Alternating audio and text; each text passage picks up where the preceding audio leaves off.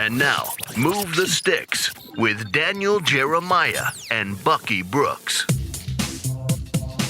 Hey everybody, what's going on? Welcome to Move the Sticks. DJ Bucky wishing you a very happy Thanksgiving. I know we got another episode coming your way, but it is Thanksgiving week, Buck. Have you got all your food? You ready to go? Yeah, man, I'm always ready to go for Thanksgiving. I love it. I love it. I love it. Hey, DJ, what's your favorite dish on Thanksgiving? Like, that's always a big debate. Oh, you know what? I only have this like once a year, but I'm a green bean casserole. Oh, so a little off the beaten path there. Look at you. You know, the kind of like the crispy onion strings. You know, that kind of go along with it. How about that? I'm a big fan. Look, green bean casserole. This is funny because what do you got? My mom would hate me for this story, but I'm gonna tell it anyway because she's not gonna listen. So for years at Thanksgiving, we would always have like cranberry sauce on the side, right? And I would always from the time I was a kid, I think I didn't discover this until I was a teenager. I'd be like, man, cranberry sauce, I absolutely love it. Like, and Mom, how do you put the ridges on the cranberry sauce? Little did I know that it was always canned cranberry sauce, the jelly. But it was always my favorite part. So cranberry sauce, cranberry sauce to me signifies Thanksgiving, and it always reminds me of the conversation that I had with my mom about that. And she was like, "Yeah." How do you pull that off, bro? You make straight out the can. That is great. Stuffing, by the way, thumbs up or thumbs down on stuffing? Ooh, I'm a thumbs up guy on stuffing. And if it has a little gravy and some of the gravy has some giblets and some of that stuff in it, I'm all about it. You'll go get that as well. All right, we've got a fun episode today. We're going to really dive into what's right with the Ravens, what's wrong with the Rams, because I think we got a pretty good showing on both those fronts on the Monday Night Football game. We'll have a chance to talk about a couple college players we're taking a peek at as well. But Buck, I want to start here with this game last night. Just first of all, what's the bigger storyline? Is it good Ravens or bad Rams? I think it's a bit of both. I think it's one of those things where you have to look at both sides of it. I think we probably should start. Let's start with the Ravens because I know you're very familiar with the organization. And I think, DJ, I tweeted this last night, and I really believe it. We've talked about it in the evaluation. I think in back-to-back years, I think scouts are going to have to kind of change the way they look at the quarterback position. I think with Pat Mahomes winning the MVP last year and then with maybe Lamar Jackson winning it this year, I think a lot of what we had always done when it came to looking at quarterbacks is tell me what he does, tell me how he fits into the pro-style system, and then we'll make our grade off of those premises. I think now evaluators have to take a different view at the quarterback position. It's not just, okay, here are his skills, here's what he does really well, here's where he struggles. It's also, okay, this is the player.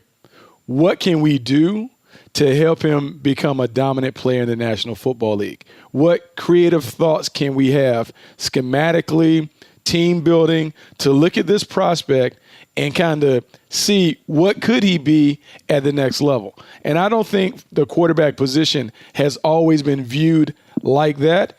It typically had been, this is the player, this is how he fits. He doesn't fit, let's move on to the next one. But I think with Pat Mahomes and now with Lamar Jackson, they are going to test evaluators' imagination and creativity when they have those conversations with decision makers in the room.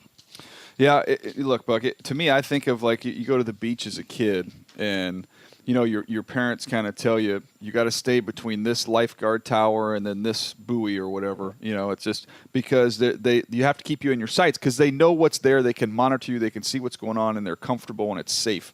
And there's that old phrase, right, uncharted waters.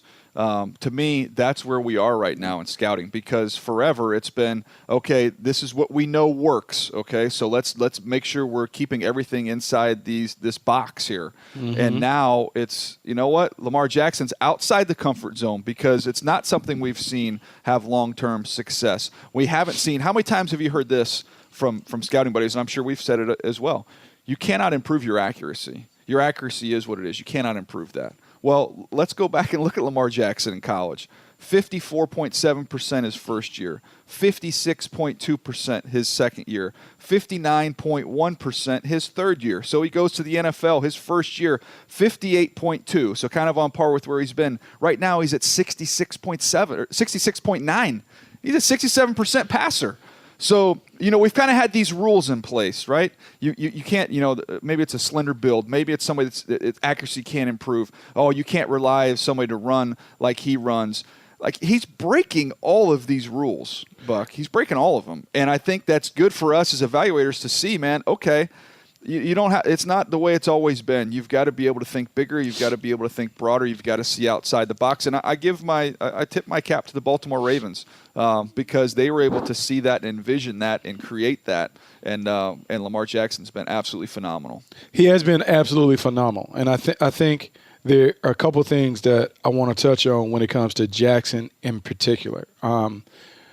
All those things that you talked about, we never had seen anyone who really could significantly improve their accuracy. And you still wonder with Lamar Jackson, the notes that I had when he was coming out of college, Lamar Jackson is great inside the numbers. I consistently wrote down in-breaking routes, seam throws, things that are kind of down that traditional line coming of sight. To him, yeah. Yeah, really good. Stationary throws where guys are kind of posted up, spotted to him where he can see it. Great. Things where guys are breaking away from him, he struggled. I still don't believe he is great with those throws, but I think the great thing about what the Baltimore Ravens have done, they don't ask him to make those throws. It is rare that you see him make them from the pocket where they're asking him to direct it towards the sideline. The throws that he makes that are down near the boundary, those are when he's rolling out. If you really go back and look at them, they are doing things that really fit how he plays. And I think the credit has to go to their coaching staff for looking at the player, taking what the player does really well, and finding a way to put him in that situation over and over and over again. Now, it requires a level of creativity because each and every week you have to kind of add to what you're doing to keep the defenses off your scent. But they are really routinely asking him to make throws that he's always made, even back to Louisville. The second thing that I think we have to do, I think this, for me, is the case study in trust the player over the projection. I think with Lamar Jackson, maybe what we didn't know, maybe from our seats, is we didn't really get a chance to really get to know the kid. And I think by all accounts, if you ask anybody in Baltimore, hard worker, a guy who has really put in a lot of time, loves football. And I think if anyone had an opportunity to see the post-game interview, he talks in terms of we, not me. And I think the most impressive part of that is he is really about the team. When they asked him questions about the MVP and stuff, he consistently replied, man, I don't care about that. I'm trying to win the Super Bowl. If we win the Super Bowl, if we. Not a lot of me stuff. And I think when we go through the process, the guys that are consistently about the team, about the broader perspective, those are the guys that you want as your QB1. No, that's a great point, and that's one of those questions we ask these guys as they come through that we've picked up over the last year or so. What does a successful rookie season look like for you? And you learn a lot from that answer because some guys will hit you with the individual accolades. Other guys will talk about going to the playoffs and trying to win a Super Bowl. That does tell you a little bit of something about him as a kid. Look, Buck, you mentioned not asking him to do make throws that he wasn't comfortable with. And I think back to look at Colin Kaepernick, who was a real whisker away from winning a Super Bowl, ironically, against the Baltimore Ravens. But when he was coming out, I remember having this discussion. We had it on the show, talking about Colin Kaepernick at one point in time. Everything with him was hard and flat. Like he struggled to layer the football, be able to throw those up and under throws. Just it required some touch. That wasn't something he excelled at, but he could really drive the football. And then with the 49ers, what did they do? They threw a bunch of like bang eights. They threw a bunch of slants, a bunch of seam routes. Everything was hard and fast. So those are the throws he was comfortable with. Ironically, it's the same guy, right? Greg Roman kind of crafting that offense with the 49ers around Colin Kaepernick, only asking him to make the throws he's comfortable making. Different types of throws he struggled with, take it out. You don't need to do it. And you've seen the same thing happen with Lamar Jackson. And I am even seeing improvement with him throwing outside the numbers. He had a couple outs in that game last night that he just simply didn't make those throws in college. He missed a bunch of them, missed them last year with the Baltimore Ravens. So you can tell he's put in the work. And as the confidence grows, doing what you're really good at, you all of a sudden you find out you start getting better in some of these areas where you weren't so good. So to me, I think it's a huge testament there to the Baltimore Ravens. And I want to say this is a huge testament. We can talk about the pieces around Lamar Jackson, the offense, the culture, the team. This kid obviously has worked extremely hard in the offseason to improve. I heard they were talking in the broadcast, and he had mentioned, like, man, I couldn't throw a spiral. Like, I struggled to throw spirals. Well, he's obviously put in the time, and he's throwing the ball so well right now. And I think it's we try and figure out everything around Lamar Jackson and why it is. And look, the biggest part of it is he's put in the work, and he's playing at a high level. He deserves the credit. He absolutely deserves the credit. And DJ, I think, and we've seen this because we've talked about personally going to games and watching the quarterback. And little of it, like part of the reason we do that has to do with, we want to see a guy throw it live. But really, you and I have talked about, we really want to see their interactions with the teammates. And does the team gravitate towards the player? Does he gravitate towards the team? What happens while the defense is on the field? Do you see kind of that muddle huddle where everyone is together because they really hang on the words of the quarterback and vice versa? And I think when I look at the Ravens, I think there's a genuine affection and respect that his teammates have for him. And we talk about franchise quarterbacks and we talk about the leader of the team and all of those things. I think the biggest way that you see it is, I was watching the game last night, and at the end of the game, I mean, they are absolutely throttling the Rams. And they're going in, and they pan to the sideline, and DJ, everybody's toes were at the sideline looking at what was about to happen on offense. And you and I have both worked for teams. We've seen teams where when the offense is on the field, the defense is on the other end. They are not even paying attention to what's going on. But because Lamar Jackson captures their imagination, he has kind of earned their respect. Everyone pays attention. I mean, even Wink Martindale was looking down to see what was about to happen. I think that's really a credit to the kid more so than anything else. There's something about him and the way that he has gone about his business and worked at his craft that has earned him the respect of his teammates. And I think that is invaluable when we talk about the quarterback and how he fits into the team. I want to flip it over to the other side before we get to the Rams here, flip it over to the Ravens defense, because this is something I feel like this is said a lot, but I don't know that, that we've had a chance to weigh on in this, because I firmly believe this. When you have an offensive style that your defense sees all throughout the offseason and all through training camp, that makes a difference for what type of defense that you possess. And to me, when you look at this Baltimore Ravens defense, now they've got a collection of good players. They've got really good players in the secondary. I don't know that they have elite players like they might have had in years past.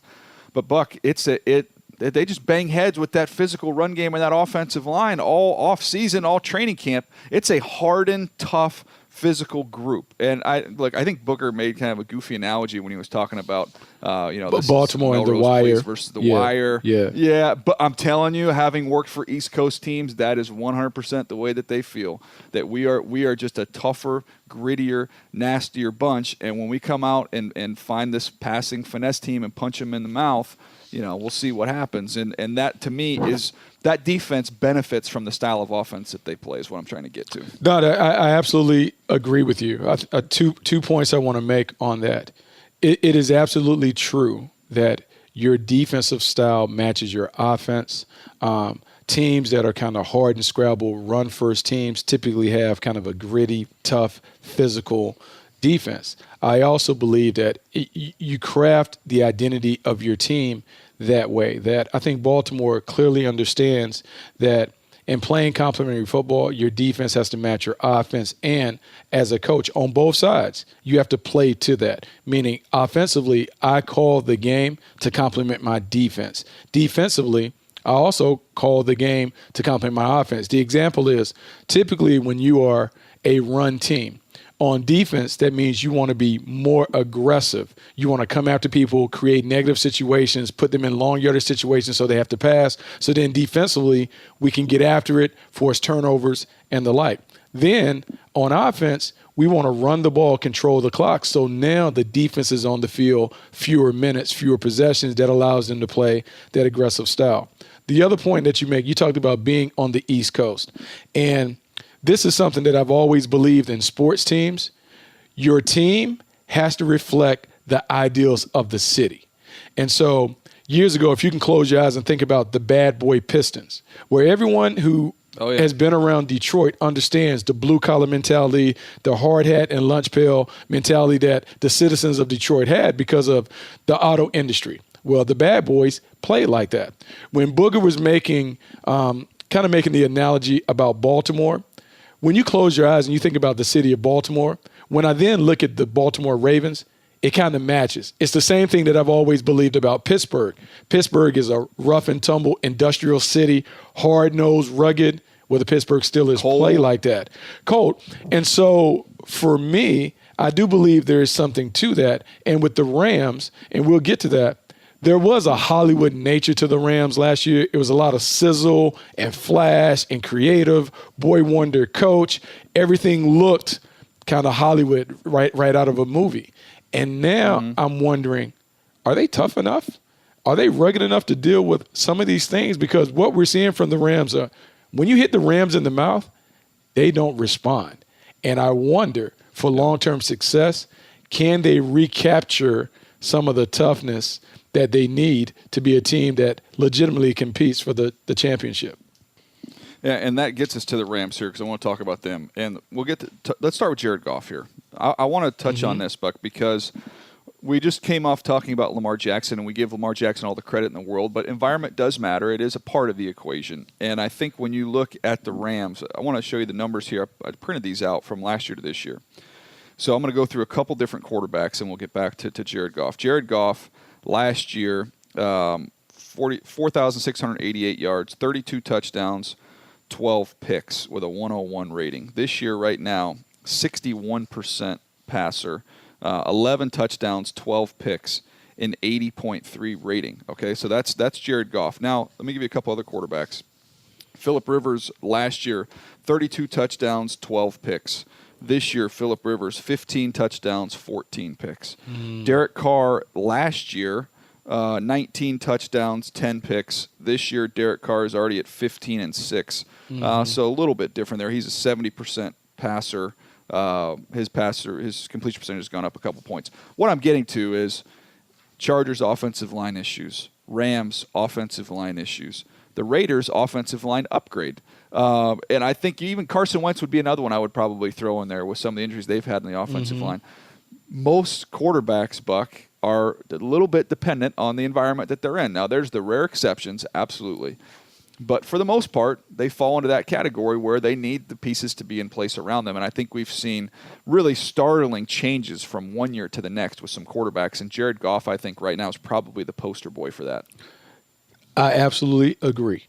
And I think this is the thing where, and I kind of blame the media side for it, because a lot of what we've always done is we've kind of painted these quarterbacks as if everything hangs on their shoulder. They do everything. And I think what we're beginning to see is what you really said. Environment matters. And that even though the quarterback is the highest paid, they get all the notoriety and the attention. Every successful quarterback, with the exception of maybe one or two, they need everything around them to be right to be able to function at a high level. Meaning the offensive line, because the protection and the running game really matter when it comes to the quarterback. The protection on conventional drop back passes, they need to have the comfort of being able to get to the top of the drop without defenders in their face. The running game matters because it enables them to control the game, to throw off play action. And even though I know the analytics crowd right now is screaming when they hear the podcast, that play action doesn't matter whether the run game is successful or not, but the threat of a strong running game really creates open voids at the intermediate and deep levels of the defense in the passing game, and it really enables a quarterback to have these easy shots. It's not a coincidence that Jimmy Garoppolo, Kirk Cousins are playing better this year because the running game is effective for both teams. There is something to the play-action passing game that works. Baker Mayfield, This last game, Baker Mayfield had one of the more successful games that we've seen in NFL history off play action. You know why the Cleveland Browns have been better? 37% of their offensive snaps last week, they were in 12 personnel. 12 personnel, 1 back, 2 tight ends, 2 wide receivers. What you're seeing with Nick Chubb and Kareem Hunt, and we've said this, they're running the offense through the running backs and then using Baker Mayfield as the complement. It is a common theme. When you're solid up front, you can run the ball. It helps the quarterback. And more teams are finding out that the hard way. Maybe we need to invest a little more in the offensive line to make sure that our quarterbacks have everything that they need to be successful. I'm trying to think of the right way to say this. If you have a great running game, does not mean you're going to get great quarterback play. Mm-hmm. But 9 times out of 10, if you have great quarterback play, you've had great running back play. Does that make any sense? I mean, yes. If you just look at it, let's look at the top. Look at quarterback rating right now. Kirk Cousins is number 1. They can run the football with Dalvin Cook. Russell Wilson's number 2. They can run the rock. Lamar Jackson, obviously, he's a component of the run game, but they're leading the league in rushing. Ryan Tannehill is at 111.4. Look at what they do with Derrick Henry. Mm-hmm. Mahomes, that run game's been a little bit inconsistent. He's maybe an outlier there. Drew Brees, absolutely, they can run the football. I mean, the list goes on and on, Buck. These guys that are playing really well, they have the benefit of a run game. And I think that matters. I know, like you said, the analytics crowd doesn't like to hear that. But I think that does matter. I think it means you're getting good offensive line play. You're getting yourself in positive positions. Because you can't tell me that Jared Goff is that much worse of a player at his age, the age he's at right now, to see the drop-off in his performance from last year to this year. It's not just Jared Goff. It has to be the environment and the surrounding around him. And that, to me, is the offensive line play and the run game. There's nowhere else to point. I mean, that's everything. And I think with the L.A. Rams. There are a couple of things that trouble me about the L.A. Rams. So much of the credit we gave to Sean McVay for elevating Jared Goff. Well, right now, this is when coaching really matters. And coaches have to always stay one step ahead of the posse, meaning when you're an offensive coach in the National Football League, the things that we've learned quickly, defensive coaches adjust, and they adjust in a hurry. And so you always have to have a counterpunch that enables you to continue to kind of stay ahead of them.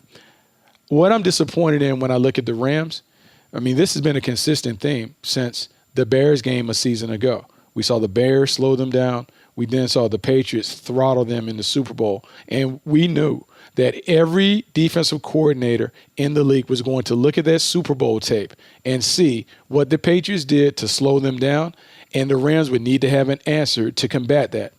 To this point, they have not had a consistent answer to the way teams are playing, whether it's that 6-1 front where they're loading up and containing the edges and making them run inside.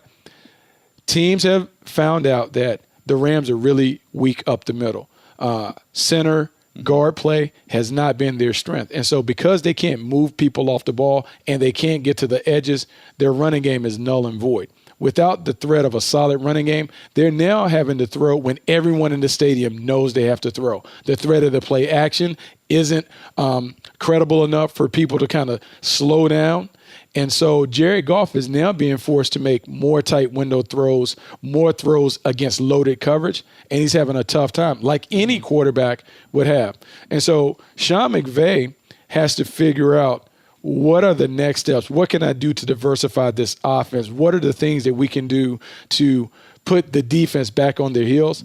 That is a challenge that he has to that's a question that he has to answer. And right now, he has come up with zeros. And I'm beginning to wonder, what else does he have in the bag, because he hasn't been able to really overcome this challenge? This is what would concern me as well with the Rams, Buck, when you look at this team. The money tied up in a handful of players, right? And they're going to have to pay Jalen Ramsey whatever he wants after parting with the pick. So he's going to eat up a huge chunk of that. Then you look at the offensive line. That's not a good offensive line. Andrew Whitworth, we're probably coming to the end of that one right there. So you're going to need to replace him. So you've got, and I think receiver-wise, you've got really good players, but I wouldn't say that you have a true alpha dog number one wide receiver. Bunch of Bs, bunch of Bs, B pluses, bunch of Bs, bunch of Bs and B pluses. Todd Gurley with his health situation going forward, that scares me. No first-round pick next year. A lot of your money is tied up. you look inside the division, Buck, look at San Francisco where they are with the youth on their team on defense, as well as, kind of they're continuing to grow offensively. They're an elite team right now. The Seattle Seahawks completely rebuilt their team on the fly. They're one of the best teams in football. And the Arizona Cardinals have probably the most exciting young quarterback. Talking about this first, second-year guys, I don't know if you would take anybody over Kyler Murray the way he's playing. They're only going to get better. So, man, that when you look at the landscape of their roster, their division, and going forward, the money that's tied up, the not having a first-round pick, I mean, it's not a great look, man, when you really step back and look at it here. No, it's not a great look. And I think also, DJ, we'll go kind of full circle. We talked about Baltimore and the way that Baltimore plays. A beat-em-up style of football that's kind of like rock'em sock'em robots, where two teams in their division, San Francisco and Seattle, they play the same way. So are the Rams equipped to deal with these teams that kind of want to play in a phone booth? And so we always talked about it, and this is something that I think both of us learned in our previous stop. I learned this as a player in Buffalo when Marv Levy said, the easiest way to get to the playoffs is to own your division. And when you build your team, you got to build it with your division in mind. Right now, when I look at the Rams, I don't know if they're built to win their division, because the San Francisco 49ers and the Seattle Seahawks run heavy, dynamic quarterbacks that are athletic, physical defenses. And I will say Seattle's defense is a couple notches below San Francisco, but they run hard, they play with effort, they are physical, they try and dictate the terms.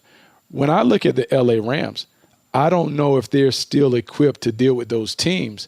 And so without first-round picks, without the money to go and kind of flip the roster, it is on Sean McVay and his offensive staff and his coaching staff to be creative with what they have. And are they creative enough to come up with answers to deal with these beat-em-up teams that are in their division? Oh, it's going to be interesting to see. And you remember the Rams and Chargers going into that new stadium next year. Neither team really where they want to be at this point in time, trying to get some of that momentum going into the new building. I'll be anxious to see how the roster changes for both those teams as we go into next season. Buck, I want to talk about some of these college players who might be watching. But before we get to the college players, I kind of talked to you about this before we started the episode and wanted to get your thoughts on the air on this one. Because I was thinking about, as the college season winds down and we're starting to see some college coaching changes take place, we know the NFL, we've already seen one change there with the Washington Redskins. We'll see more. There's going to be jobs that open up, and inevitably we're going to hear stories and rumors about college coaches jumping up a level. A couple names that I would say keep an eye on. Matt Rule, we've talked about. We've had him on the show. Hopefully you guys enjoyed that interview. Mm-hmm. Matt Rule would be a candidate. Matt Campbell, who has a phenomenal reputation at Iowa State's young, bright coach, is another one. But this third one, I don't know that we've really heard talked about much in terms of making the leap up to the next level. And I think I've got an interesting location for where he could end up, and that's Dan Mullen. Dan Mullen is at Florida. Dan Mullen, everybody knows, was under Urban Meyer as his offensive coordinator. Then he was at Mississippi State as a head coach there. Got that program up to I think they were number 1 or number 2 in the country at one point in time there at Mississippi State. Now he's at Florida trying to get that thing rolling. But this is somebody that has, creative offensive mind, somebody who is up on kind of some of the quarterback run game that we're seeing now more and more in the NFL, so you can add some of that. He's still youthful, still energetic, still passionate. And having coached Dak Prescott at Mississippi State, Buck, man, he checks a lot of boxes. If the Dallas Cowboys did decide to move on from Jason Garrett after the year was up, I would not sleep on Dan Mullen as a potential candidate there. So how about this, DJ? Because when you mentioned it prior to the show, it makes a lot of sense. It makes a lot of sense in this regard. The connection that he already has with Dak Prescott is significant because I am sure Dak Prescott and Dan Mullen have continued to maintain a relationship. So Dan Mullen has not only seen Dak Prescott's growth from his time as a high schooler to being a college player who was a legitimate candidate to win the Heisman Trophy, to now watching him from afar grow and develop as an NFL quarterback. You would like to think that because they have a relationship, he would be able to continue to add pieces to the offensive puzzle that would enable Dak Prescott to continue to take his game up a level. Because he also knows Dak Prescott, he knows the leadership ability, he knows where he's at, he can build an offense that is really suited to where he is and where he can go. His creativity now comes at the great time because more than ever NFL offenses are beginning to look like the college offenses that we see on Saturdays. Also, the success that Cliff Kingsbury has had quickly transitioning from a college football coach to an NFL coach and having offensive success now leads me to believe that Dan Mullen will be able to do that. I would suggest that if Dan Mullen makes the leap to the pros, he then needs to find an old school NFL defensive coordinator that could also kind of serve as the assistant head coach to allow him to really focus on the offense and building that up. I think what is interesting when I look at Dan Mullen's offenses at Mississippi State and at Florida, they're not quite what Baltimore runs, but they are Baltimore-like, meaning gap scheme, downhill, power scheme. It's not the traditional zone read. Because when I look at Baltimore, Baltimore is beating people up, running power, running downhill, coming downhill. Dan Mullins has familiarity in creating that. And with Dallas's offensive line, that would be a better fit, not only with the offensive line moving people off the ball, but with the big fella Ezekiel Elliott behind him. And so you bring that up, I think it makes a lot of sense. It is one of those names that you certainly had associated because all of the names that we heard were Lincoln Riley, Urban Meyer. Mm-hmm. Dan Mullins makes a lot of sense, and they probably could lure him away from Florida with a pretty substantial check. It's the Dallas Cowboys. I mean, absolutely. So 47 years old, Buck, and I'm just looking up his resume here. So 2017, the year before he got to Florida, Florida was 4-7, okay? In 2018, Dan Mullen, they go 10-3. Right now, they're 9-2. They're 9-2, and their two losses are to LSU, who was, what are they, number 1 in the country, and Georgia, 2 top 5 teams. Those are their 2 losses. So a guy can coach. I mean, he is a good football coach. To win at Mississippi State the way that he did, I didn't realize he's only 47 years old. I know it says on here, this is Wikipedia, take it for what it's worth. He's making $6 million a year there at Florida, so he's not hurting for money, but the Dallas Cowboys aren't either. So I don't know. I was thinking about different names, and I'm a big Matt Campbell fan. I think he's a star in what he's able to accomplish there at Iowa State. I look at guys, Buck, you win at the Mississippi States and the Iowa States. Go back to Urban Meyer, winning at the Bowling Greens, winning at the Utahs at a level they're not used to or accustomed to. That tells me you're a darn good football coach. And I think your point, we talked about this, and we talked about it when we were soliciting names for those team-building podcasts, that we wanted to see guys who had orchestrated a couple different turnarounds, because then you know they have a proven track record of success. When you go to Matt Rule had turned it around in 2 places. Temple, which was struggling when he took over. He quickly got them up. They had back-to-back 10-win seasons before he left. Baylor, he inherited a mess at Baylor coming off the Art Browse situation and the scandal that surrounded that program.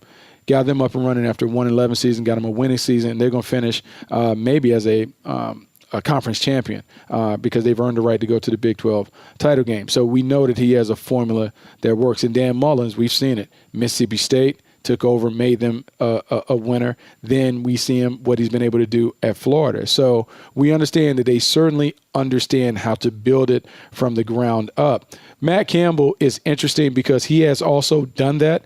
The only thing that I don't know of an NFL tie. And so I don't how does that work?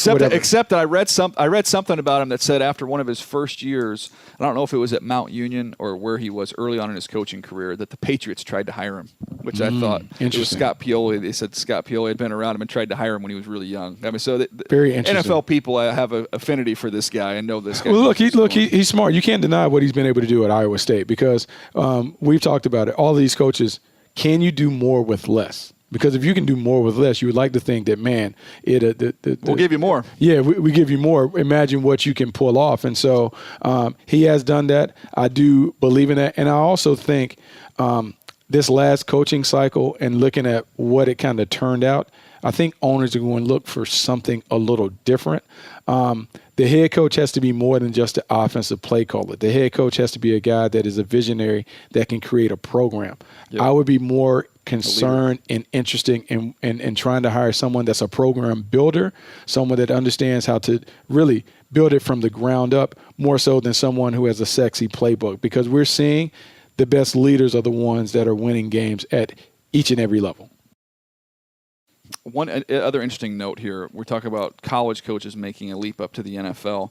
Somebody told me this yesterday that since I guess this is this the second year for the December signing period? Mm-hmm. But they said last year we did not see any NFL coaches hired for college jobs. Like a lot of times you'll see a quarterback coach or a defensive coordinator, offensive coordinator at the NFL level will take a college job because sometimes they can wait to fill those jobs until the NFL season concludes. But now that they have the early signing period, he said that's just not going to happen anymore. It's never going to be more difficult for a NFL coordinator to get a college head coaching job because of this whole change in the early signing date. I thought that was pretty interesting. I mean, it's true because it has changed everything. The signing period being in early December has made it where NFL coaches don't have the opportunity to kind of get their feet on the ground. Like, yeah, you can't. You lose an entire recruiting class if you wait on an NFL coach.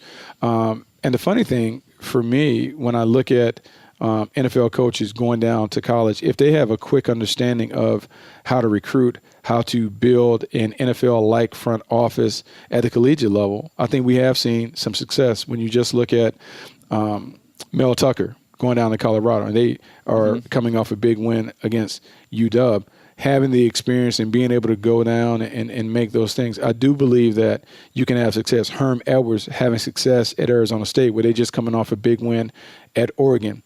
Yes, it's different when you have the recruiting element, and you do need to hire what I call some young, aggressive recruiters. But the game is one where I think NFL coaches can go down to the collegiate game and have success. So you are having that, and also with the money being the same, and I mean, I think the stability at both levels are now about the same. I would like to see more NFL coaches kind of dip down and see what kind of success they could have building programs, because it could give you an opportunity to come back up. Just look at Matt Rule and what we were talking about, because he had been an NFL assistant for like a year or so, comes down to collegiate level, shows people that he can build a program, and now his name is being mentioned not only at top college jobs, but also for some of these NFL jobs that are sure to open up. Yeah, Matt Rule, Matt Campbell, Dan Mullen, one of these guys, if not multiple of these guys, are going to get opportunities for NFL gigs here coming up in this next because DJ, cycle. So it'll be interesting to see what happens. Because DJ, when the NFL hiring cycle comes, we've exhausted the offensive pipeline. Like, there aren't many offensive coaches that are left or ready to kind of make that next jump. So owners are going to have to look elsewhere, and the easiest place to look is in the collegiate ranks to see if you can find a new, hot, attractive name, someone that can build a program. Well, something to keep an eye on there. And do you want to hit on any players before we get out of here, Buck? I was looking through my notes, the guys I wanted to hit on, but I feel like we've talked about the guys I had written down numerous times. So yeah, but I have nobody there to add to the mix. No, but I do believe, like, coming off those big games that we saw. So we saw Arizona State and Oregon, and then Ohio State and Penn State. Sometimes we got to play the hits. I am having the toughest time with the Justin Herbert evaluation. Justin Herbert is you and everybody else. I mean, he's prototypical. He has size. He has arm talent. He's rung up. I mean, he's put up some impressive stats, but I kind of feel like they're almost like potato chips. A lot of empty calories, right? So when I watch him play, and I'm watching him play against Arizona State, and I'm looking for like a signature win. I'm looking for a drive where he comes back. We've talked about franchise quarterbacks need to have kind of this over my dead body will that you feel, and I just haven't seen those. And so I don't know how, if you never see those moments at Oregon, that you're confident that those moments will come in the pros. And we've talked about some of these quarterbacks, and early in the podcast we talked about Lamar Jackson and even Patrick Mahomes. At least at their respective schools, I felt like I have a handful of games that both of those guys look like the best player on the field. Lamar Jackson, not only in his Heisman season, but in his second season coming after that, you felt like, oh, okay, man, this dude is awesome. Like, he is absolutely taking this game over. Pat Mahomes, we felt that. With Justin Herbert, I don't know if I have a game that I can go in the library and say, hey, this is the game where he absolutely took it over. And that's troubling to me if I'm kind of viewing him and ranking him as a franchise quarterback, particularly if I'm considering him as the number one guy in the class. I just don't know if I can hang my hat on that. I was thinking about the difference between him and Josh Allen, right? Because two huge, athletic, strong-arm passers, right? To me, Herbert is robotic and Josh Allen is creative. And you live with some of the downside stuff there with Josh Allen, but he's there's a playmaking quality that he possesses. When things aren't going well, he can make something happen. And with Justin Herbert, it's just a little too robotic for me. Like I want to see him play outside the scheme a little bit more. Run around. You're a great athlete, man. Go make a play. And I just feel like it's a lot of one-read throws. He misses some gimmies. He makes some wow throws from the pocket. I mean, he's got a huge arm, and then you could cut up 10 throws and be like, whoa. But then it's just, I want to see him just be a little more fluid, a little more loose, a little more creative. I haven't seen that side of his game. No, I haven't seen that side of his game, and I wonder about that. You are right about Josh Allen being creative, and Josh Allen has really improved this year. It's not always reflective in his completion percentage. He still can be prone to make some mistakes, but there's one thing that you can't deny. He's added energy to the Buffalo Bills. He's also added playmaking. Oh, yeah. And at the end of the day, we've heard several coaches that have come on when talking about the quarterback position. I remember Urban Meyer and even Lou Holtz saying this: the guy needs to be a playmaker. At the end of the day, I need him to make plays. Like, everything can't be from my mouth to designing the perfect play for him to do it. Sometimes he has to bail you out. I haven't seen Justin Herbert bail out the Oregon offense enough to feel good about him as my franchise quarterback. Maybe that will come later in the season. Maybe we'll see a flash or a snippet of that in a bowl game. But the time is running out because he has played some significant games. And for us to continue to talk about like we haven't seen that, to me is troubling, especially when you are basically going to have him go against Joe Burrow and even Tua. Yeah. We have seen those guys have those moments where they've made these plays that have not been scripted, that have not been creative designs by the coach. They just, hey, I got to go make a play because my team needs it.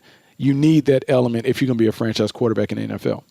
Yeah, that's going to be a tricky evaluation, no doubt. Last one, the Ohio State guys. Chase Young lived up to it, and J.K. Dobbins. By the way, if I'm giving my, what are we in November? If I'm giving my November Red Star, which I'll hand out Red Stars once we get to usually we do that in April once you've had a chance to really get to know all these kids, who your favorite players are. But off all the guys I've seen, J.K. Dobbins might be my Red Star right now, Buck. I love the way that dude runs. Look, DJ, is something about having a running back that you can give it to and just trust him that he's going to find a way to make it happen. I think the thing that is significant in the Penn State game, 36 carries. 36 carries to me signifies that you not only have the stamina, endurance to be a workhorse back, but that you wanted the ball. At a time where we're seeing backs by committee more than ever, to me, as an old school scout, there's still something to seeing a guy tote it repeatedly, because I need to see your stamina. I need to see your want to. I need to see how you perform when you're tired, but the game is still on the line. Can I trust you with the ball in your hands when we have to have those gotta-have-it plays? J.K. Dobbins has certainly displayed that. But the first kid that you talked about, Chase Young, I saw your tweet after that where you said, hey, my top 50 will be released, and I have number 1 and Chase Young, and 22 through 50 are TBD. The thing about Chase Young that's remarkable, 16 and a half sacks, that's one thing. 16 and a half sacks while missing 2 games is another. But the way that he goes about getting his sacks, DJ, it's hard to find something that you don't like. He's long. He's athletic. He has a complete toolbox. He plays hard. Yep. He finishes. He's a natural leader. There's a presence about him when he's on the defense. And we have seen him play in the last 2 years when he played alongside Bosa. And you were like, whoa, man, who's this guy? Like, I know he's a young fella, but he pops. And we've said, scouting is really simple. When I turn on the tape, especially when I'm looking at good guys, I want to be able to be like, okay, cool, real quick, 5 minutes, I've seen my guy, he shows up. I don't want to have to run through the tape and look for these plays where you're like, hey, wait to the 5th minute mark in the 4th quarter. I want to see him stand out. And in these big games against a big-time team in Penn State, he jumped off the tape. And it's something that he has consistently done throughout his career. Yeah, Chase Young, to me, is the best player in college football. And if he comes out, he is certainly the best player in this class. And then the teams at the top, they're going to have to make a tough decision, because we talked about it last week. Those core positions that you have to build a team: quarterback, pass rusher, left tackle, cornerback, he's the pass rusher that everyone wants. Where do you stack him against some of the quarterbacks in the class? I'll tell you what, we've had this discussion in years past, and we'll have it this spring, and I've got more work to do on Burrow. But, man, I usually say if it's close, you never take – I will take a really good quarterback over a great anything else, because the quarterback position is what it is, the most important position in sports. If you don't have one, you got to get one. However, Hall of Fame type pass rusher, once a generation type pass rusher, is the second most important thing to the quarterback position. And I don't think I'd have the courage to pass on somebody like that for what I think is a really good quarterback. I think I cross my fingers and toes I'm going to find that quarterback in another avenue or another year. But I don't know if I want to have that on my resume, that I let that dude slip through my fingers. No, DJ, I agree with you. I think sometimes you got to grade the talent for the talent. And I think it's hard to poke holes at Chase Young. I think he is his football character is solid. I think he loves the game. I think it's apparent in the way that he plays. You check off the boxes from the physical prototypes. He's long. He's athletic. He gets after it. He has a variety of moves. He's not just one of those one-trick ponies that uses his speed. There's a lot to love about him as a prospect. And when you talk about being a franchise, because you're picking number one, you're looking for franchise-type guys. He's a franchise player. He is someone that you build around. And whoever's sitting at the top of the board, it is going to be difficult to bypass him if he's there, regardless of which quarterback is available. Yeah, it's going to be fun. We're going to have plenty of time to dig into all these guys as we get further on into the spring. Anything else you want to add, Buck, before we roll out of here? No, man, I think that was a great podcast. That's kind of one of the things, like when we talked about working together and doing podcasts, these conversations are the one, because these are the conversations that you have in meeting rooms, from the way that we talked about the Baltimore Ravens and Lamar Jackson and the way they built their team and really elevated him, and how he elevated himself, to the demise of the Rams, to talking about these college coaches and then these players. This is why I want to be a part of this stuff, because these are the conversations that we want to have, and hopefully the listeners can appreciate the realness that we're bringing when we have these discussions, because this is what I really was fascinated about when you take notes watching games over the course of the weekend. Yeah, no, this is, for those who don't know, like when me and Bucky talk on the phone, like this is basically what this episode was, just a phone conversation between me and Buck. Just kind of talking about what's going on in the world, about what coaches could go here or there, who'd be the first pick, what about the top teams, what's wrong with this team, what's right with that team. That's what it was, just an extended phone conversation. Now, I read an article the other day, Buck, that said last year there were 500,000 podcasts. This year there are 700,000 podcasts. Jeez. So there are a lot of options out there. Everybody and their uncle has a podcast. So I do want to say on Thanksgiving week that we are thankful that you guys make us a part of your routine here. We do appreciate you guys listening to us. That's a lot of company we have in the podcast space. No, it is a lot of company. And like DJ, we've talked about it. Like both of us are very, very competitive, and we want to make this the best podcast that's out there. So to that point, if you're a listener and a steady subscriber, please feel free to add some comments. If there are things that you like, things that you would like to see us touch on and talk about, we're definitely not afraid to venture into those topics. So just let us know. You talk about leaving comments and all that other stuff. Do that, and make sure you kind of push up our rating on those ranking lists. Yeah, there you go. Apple Podcasts. We appreciate that. All right. Happy Thanksgiving, everybody. We appreciate you guys listening to us, and we'll catch you next time right here on Move the Sticks.